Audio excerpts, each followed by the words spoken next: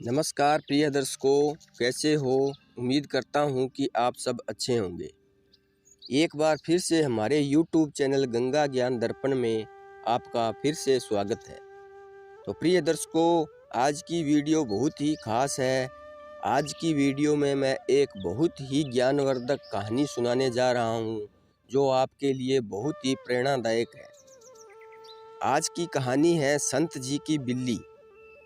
तो प्रिय दर्शकों, कहानी को बहुत ही ध्यान से और पूरे अंत तक देखना और हमारे YouTube चैनल को सब्सक्राइब कर लेना और बेल आइकन दबा लेना, ताकि आगे की वीडियो आप तक पहुंच सके।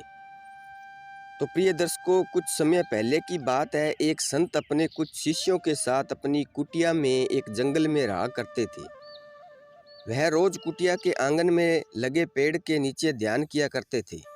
एक दिन दोपहर के समय बिल्ली का एक छोटा सा बच्चा कहीं से आश्रम में पहुंच गया। वह भूख के कारण जोर जोर से रो रहा था।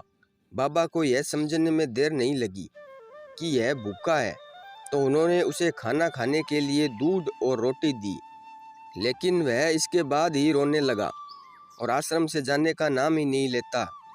अब स्वामी जी ने बच्चों को आश्रम में ही पलने दिया, लेकिन बिल्ली का बच्चा स्वामी जी के साथ ही रहने लगा, जिससे उनको आगे काफ़ी दुविधाएं आने लगी। खास करके जब स्वामी जी ध्यान में बैठते तो वह उनको परेशान करता, कभी उनकी गोद में तो कभी कंधे पर चढ़ जाता, जिससे स्वामी जी का ध्यान भंग हो जाता। अब इस समस्या से निपटने के लिए उन्होंने एक उपाय निकाला। अब वह जब भी ध्यान में बैठते तो वह अपने शिष्यों को बिल्ली के बच्चे को आश्रम से बाहर एक पेड़ पर बांधने को कहते। इस तरह से जब स्वामी जी ध्यान में बैठते थे, उनके शिष्य बिल्ली के बच्चे को पेड़ पर बांध आते। इसी तरह का यह सिलसिला चलता रहा और एक दिन स्वामी जी ने शरीर त्याग दिया। अब उनके शिष्यों ने आपस में चुनाव करके उनके सबसे काबिल शिष्य को उनकी जगह पर बिठा दिया। अब वह शिष्य जब भी ध्यान लगाता तो हमेशा की तरह और शिष्य बिल्ली के बच्चे को पेड़ पर बांध आते। यह आश्रम का नियम बन गया था। अब एक दिन वह बिल्ली किसी कारण से मर गई। अब सारे शिष्य बिल्ली के बच्चे की मौत से परेशान थे। सभी शिष्यों ने एक बैठक बुलाई गई। सभी यही कह रहे थे कि स्वामी जी तब तक ध्यान में नहीं बैठते थे जब तक बिल्ली को पेड़ से नहीं बांधा जाता था। सभी ने यह निर्णय लिया कि एक और बिल्ली लाई जाए और ध्यान के समय उसे पेड़ पर बांधा जाए। फिर पास ही एक बस्ती से बिल्ली के एक बच्चे को पकड़कर लाया गया और हमेशा की तरह जब स्वामी जी ध्यान में बैठते तो बिल्ली को पेड़ पर बांधा जाने लगा।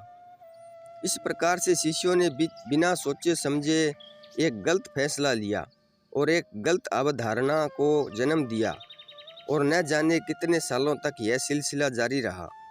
और अगर इसे किसी ने गलत ठहराने की कोशिश की तो वह कहते यह परंपरा तो हमारे पुराने गुरु लोगों से चली आ रही है, यह गलत कैसे हो सकती है, चाहे जो हो जाए हम इसको नहीं छोड़ सकते।